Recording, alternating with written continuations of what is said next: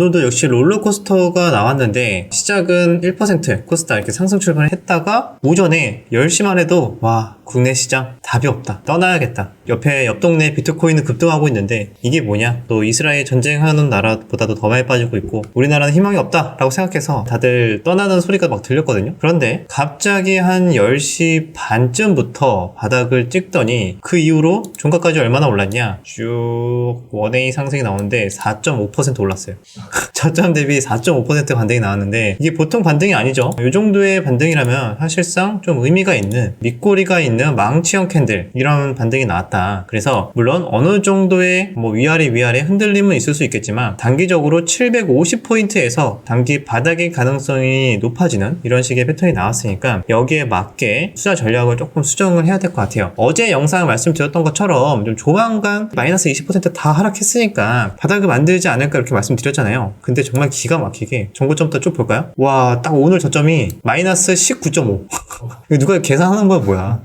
왜 마이너스 20%만 다들 기다리냐고. 전고점 대비 마이너스 19.5쯤 되니까 그때부터 막 눈치 싸움 서로, 야 마이너스 19 넘었는데 눈치 싸움 외치는 사람 없어? 누가 1 안 외치나? 라고 생각하고 있었는데 갑자기 누군가 이제 용기 있는 큰 손들이 툭툭 들어오기 시작하니까 너도 나도 지금 눈치 싸움에 참여하면서 바닥인가봐, 야 진짜 바닥인가봐, 그 수급이 계속 들어오면서 마지막까지 계속 종가 고가를 끌어올렸어요. 물론 이런 눈치 싸움도 있었겠지만 그 이면에는 두 가지 호재가 있다라고 생각이 듭니다. 두 가지 호재 말씀드리기 전에 총 세 가지로 제가 정리를 해드리자면, 첫 번째는 방금 말씀드린 것처럼 지수상의 패턴으로 단기적인 하락이 20%가 나왔기 때문에 거기에 따른 어느 정도 반발 매수세, 그리고 750포인트라는 심리적인 지지선에서 반발 매수세가 일단 나왔다. 첫 번째고요. 어제 말씀드렸던 영상에서 이제 연결이 되는 거죠. 두 번째, 오늘 장중에 나왔던 게 굉장히 서프라이즈한 얘기가 나왔습니다. 푸틴이 심정지 상태로 발견이 됐다, 그런 얘기가 나왔어요. 어제도 사실 찌라시가 좀 돌긴 했거든요. 근데 본격적으로 국내 네이버 기사 이렇게 올라오진 않았어요, 많이. 근데 오늘 오전부터 막 나오기 시작하는 거예요. 근데 소스가 크렘린궁 내부자의 텔레그램이래요. 어쨌든 그래서 바닥에 쓰러진 채 발견이 됐고 의료진 출동 후에 집중 치료 중이다 라는 얘기가 있어요. 그래서 아직 사망을 했다 아니다 라는 얘기는 아니지만 그러면은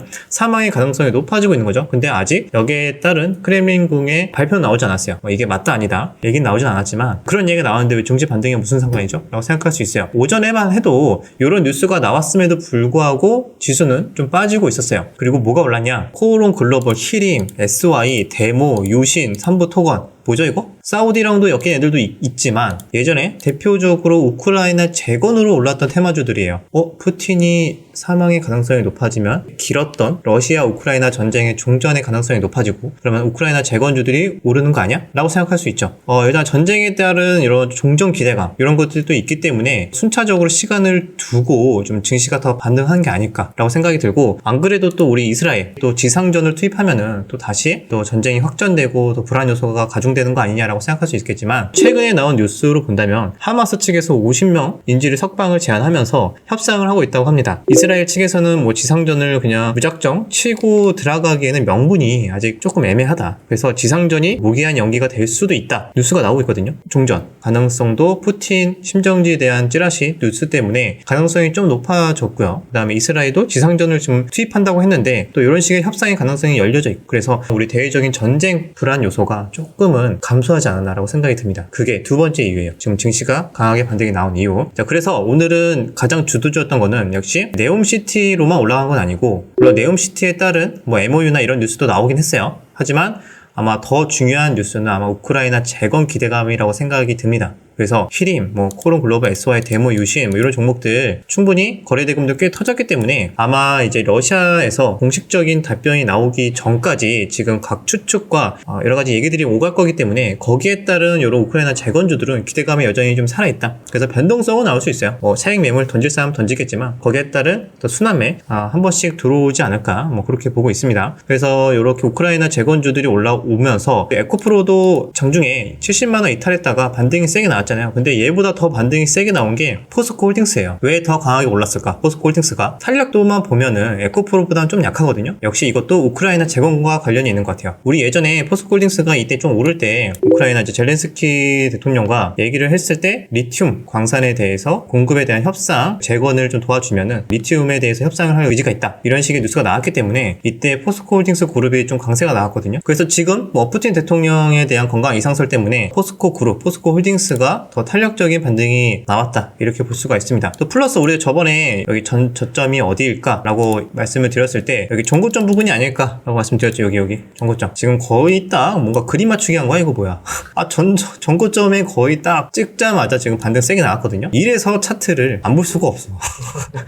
자, 그래서 이것도 지수 상승에, 상승 견인에 영향을 줬다라고 생각하시면 되고, 마지막 세 번째 중요한 요소 중에 하나입니다. 반도체 아직 끝나지 않았습니다. 보시면 하이닉스 2% 일단 올랐죠. 어제 하락폭을 다 회복을 했어요. 제가 어제 영상에서 말씀드렸던 것처럼 주요 일정 중에 이번 주죠, 내일 모레 하이닉스 실적 발표가 있습니다. 여기에는 대부분 일단 기대를 하고 있어요. 잘 나오지 않을까. 거기에 따른 기대감으로 일단 차트가 다른 종목들 다 저점 뚫고 내려가고 있는데 하이닉스만 지금 전고점 돌파해서 눌림의 형태가 나와주고 있죠. 그래서 한미 반도체도 오늘 다시 전고점 부근까지 올려놓는 이런 강한 상승이 나와줬고, HPSP도 마찬가지 전고점 부근에 올려놨죠. 올려놨다는 표현이 전고점의 이제 저항대 부근까지 왔다는 거예요. 여기에서는 이제 변곡점이 발생하죠. 저항대 부근까지 왔잖아요. 즉 맞고 하락할 수 있겠지만 저항대 매물에 다시 올려놓고 그 매물을 소화하고 한 번 더 슈팅이 나올 가능성도 있다, 그렇게 보는 중요한 가격대이기 때문에 고수분들은 이런 가격대에서 예측 샷을 날리는 게 아니라 이제 대응을 하면서 보통 매매를 하는 경우가 있죠. 그리고 오늘도 특징적이었던 거예요. 하나마이크론 거의 새로운 기준봉이 나왔다라고 볼 수 있을 정도로 거래대금 거의 1,700억 가까이 터지면서 15%대 강세가 나와줬습니다. 그래서 이런 종목도 좀 이렇게 21선 계속 시원하게 돌파하지 못하다가 시장 따라 그냥 같이 하락하나 싶었는데 오늘 갑자기 추세 전환을 하는 이런 강한 장대 양봉이 나왔으니까 반도체 섹터가 여전히 가장 강한 섹터로 보인다, 그렇게 말씀을 드릴 수가 있습니다. 비록 삼성전자는 좀 아쉽죠. 차트로 봤을 때는 그래도 전저점 올리고 있는 거 아니냐,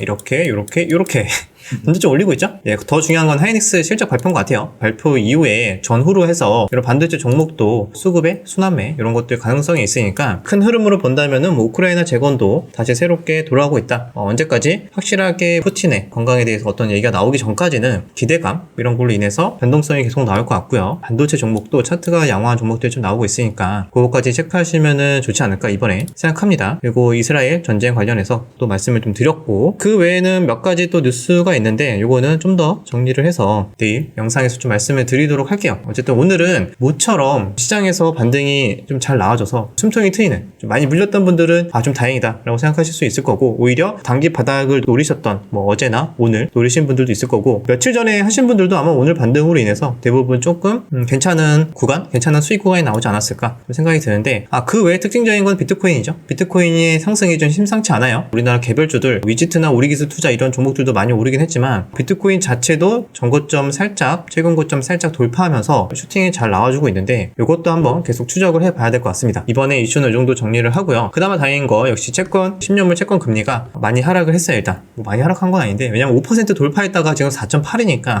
4.8도 어마어마한 수치지만 그래도 다행이다. 지수 반등이 계속 이어지는지 여부. 아마 그래도 저는 지수 반등이 완전히 막 V자로 계속 가기보다는 바닥 다지는 모습들 나오는 흐름도 예상을 하고 있기 때문에 이제 무조건 찐 바닥이다 라고 해가지고 계속 이제 V자 올라가는 거 그래도 좋죠. 왜? 우리 그렇게 반등이 나와버리면은 아시겠지만 우리가 매매할 만한 주도 테마주들, 다양한 테마, 오늘은 우크라이나 재건 테마가 굉장히 좋은 흐름이 나왔잖아요. 이것뿐만이 아니라 지수가 여기서 더 추가적인 반등이 잘 나와준다? 더 매매할 만한 좋은 테마들이 계속 나올 거예요. 클라우드라던가 뭐 양자라던가 아니면은 우리가 알지 못하는 다른 것들까지도 같이 붙어서 나올 수가 있기 때문에 그것까지 계속 추적을 해보도록 하겠습니다. 자, 일단 오늘 여기까지 영상 마무리하고 내일 영상에서 다시 뵙도록 할게요.